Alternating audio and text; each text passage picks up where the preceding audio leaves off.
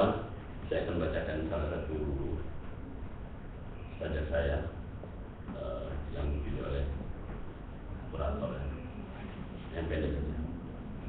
Semalam saya sudah bacakan sudah.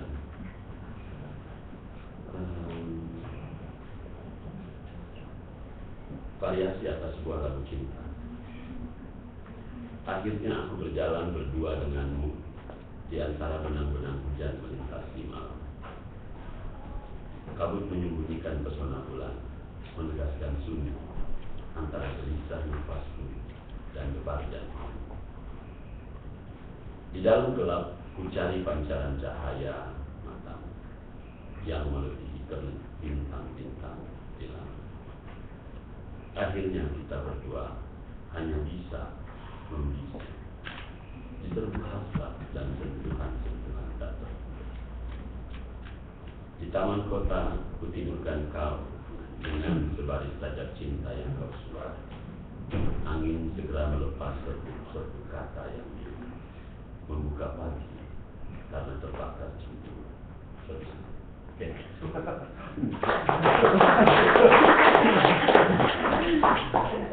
Kalian cerita ini cerita latar itu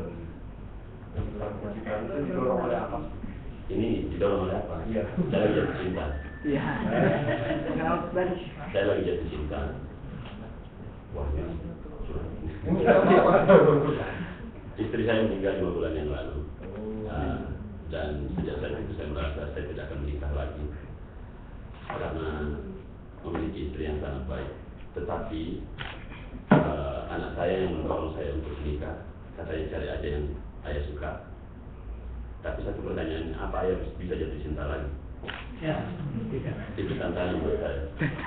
Jadi ya saya merasa saya harus membentuk kekuatan saya untuk mencintai seseorang, untuk masuk ke dalam kehidupan saya. Tenaga-tenaga itu kemudian muncul menjadi sebuah baris-baris sajak yang seperti yang saya bacakan.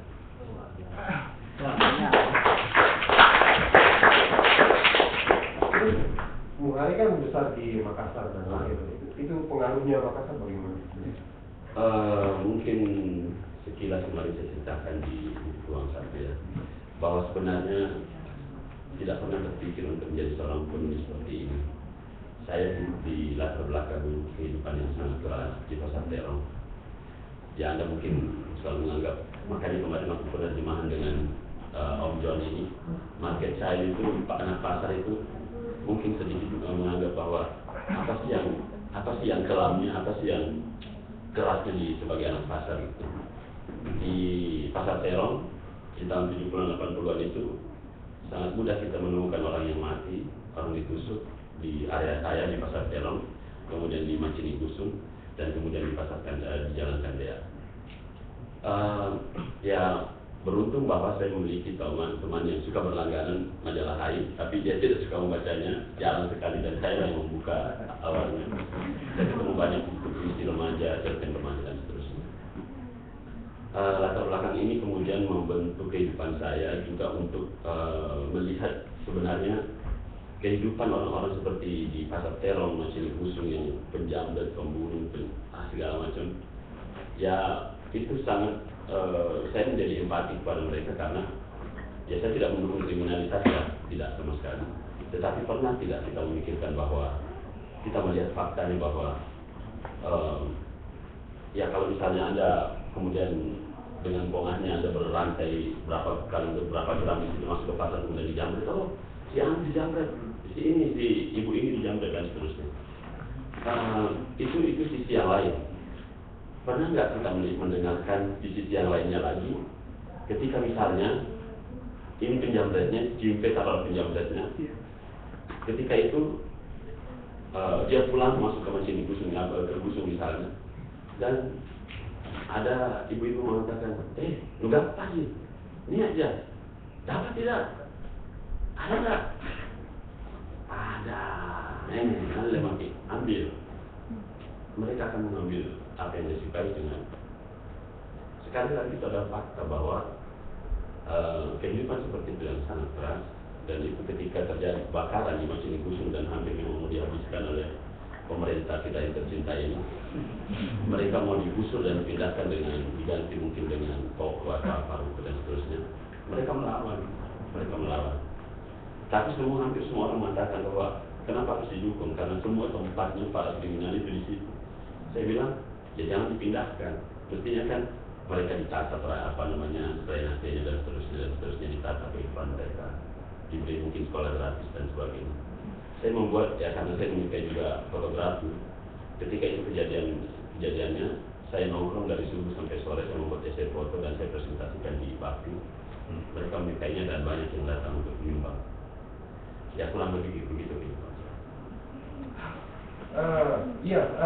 Tepuk tangan dulu. Yang penulis tadi secara singkat sebenarnya menggambarkan di tampak dan terasa muncul bahwa teman-teman yang dari NTT dan kawan-kawan boleh tampak ya, tapi jangan tampang ya.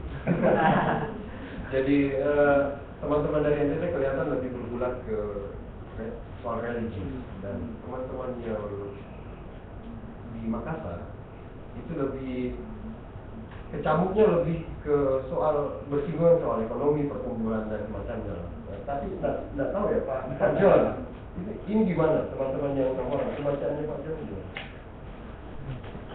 Ya semua pengarang kalau mau mengekspresikan diri kan sebaiknya kan menulis mengenai apa yang dia ketahui. Kalau orang lahir di Makassar di kota metropolitan, ya itu kan pasti kan beda dengan orang yang lahir di kampung Sowai atau apa. Jangan orang Sowai coba menulis mengenai New York. Orang New York mengenai Sowai. Begitulah. Tapi sebelum ngomong yang lain, saya mau mengucapkan terima kasih kepada Makassar International Writers School untuk diberikan kesempatan. Satu, untuk datang sini. Dua, untuk perkenalan dengan pengarang-pengarang yang bukan orang ibu kota. Soalnya saya sebagai penerjemah, sebagai penerbit, selalu mencari yang lain. Untuk apa lontar mau memperkenalkan Indonesia kepada dunia melalui terjemahan. Kalau apa yang ditulis sama dengan yang ditulis di Amerika, untuk apa diterjemahkan? Warna lokal itu kan punya value added, nilai tambah. Dan dari karya Amance, Christian, Daniel, Mariarti, Mario, dan Muhardi, itu kan buat saya senang baik membacanya maupun berusaha menerjemahkannya. Kritikan untuk panitia, kalau mau ada terjemahan yang bagus, harus dikasih jauh.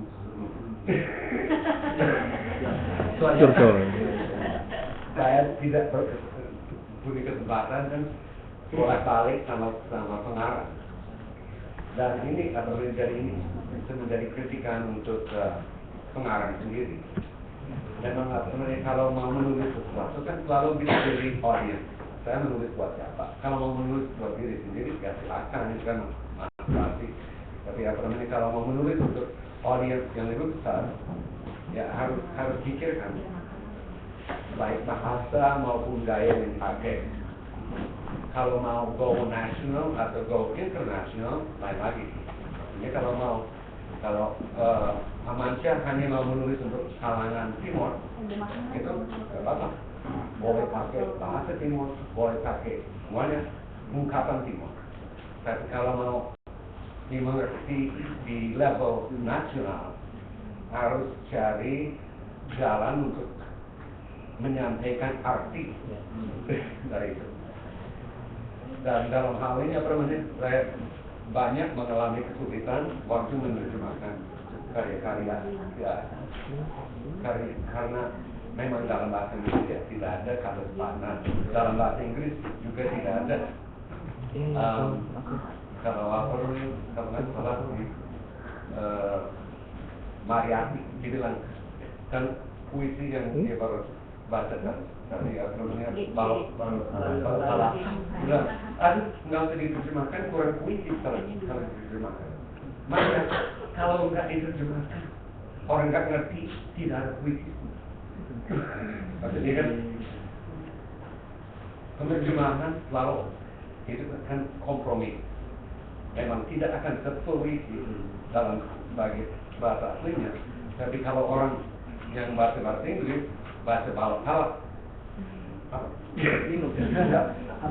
nggak punya makna, nggak punya puisi. Jadi harus cari jalan. Jadi apa namanya? Jadi yang paling penting apa namanya dari Indonesia sebagai kan negara multikultural pada tingkat nasional kurang memperlihatkan warna-warna lokal. Dan kebanyakan yang kan itu kan ya, masih ada kelompok berbeda di mana ya.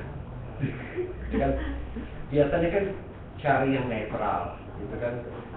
Ya, puisi cerpen yang diterbitkan di Kompas Minggu itu kan sangat netral, gitu. Tidak menyinggung ras atau bangsa atau suku dan lain sebagainya. Malah apa namanya waktu Lili Antifari kirim puisi atau cerpen kepada saya beberapa tahun lalu.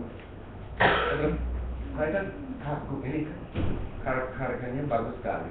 Ini kenapa belum diterbitkan di Kompas? Mereka selalu nolak, karena ada itu dia selalu mengangkat masalah suku, masalah ras, masalah politik dan lain sebagainya. Tapi apa namanya jadi satu anjuran untuk pengarang, jadi jangan apa namanya menjilat, jangan apa namanya bikin karya yang apa namanya memuaskan penerbit. Kalau dengan print on demand dengan apa kan ada jalan keluar. Jadi jangan apa namanya kompromi selama seninya. Hanya itu apa namanya. Tapi apa namanya besok kita akan bicarakan masalah kesempatan atau peluang untuk pengarang Indonesia. Dan saya harap apa namanya yang mau go internasional hadir. Terima kasih. Ya. Baik, kita langsung lempar kesempatan ke teman-teman semua. Silahkan memberi tanggapan apapun lah terkait atau pertanyaan ke penulis atau Warjang sendiri. Silahkan. Saya mau nanya Bu. Ya. Nggak nanya sih. Saya Olive Monse.